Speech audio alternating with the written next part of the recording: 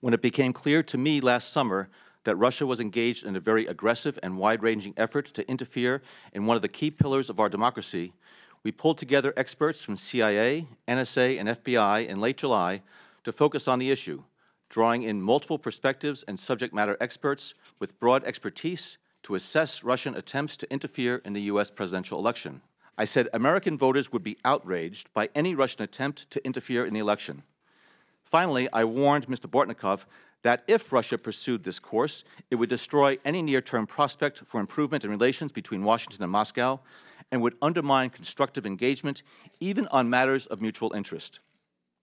As I expected, Mr. Bortnikov denied that Russia was doing anything to influence our presidential election, claiming that Moscow is a traditional target of blame by Washington for such activities. When I repeated my warning, he again denied the charge but said that he would inform President Putin of my comments. I believe I was the first U.S. official to brace the Russians on this matter.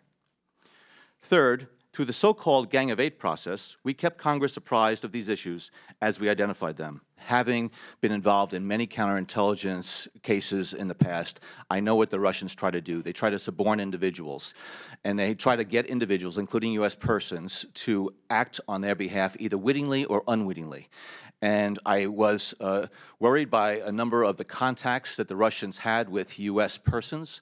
And so therefore, by the time I left office on January 20th, I had unresolved questions in my mind as to whether or not the Russians had been successful in getting U.S. persons involved in the campaign or not to work on their behalf, again, either in a witting or unwitting fashion.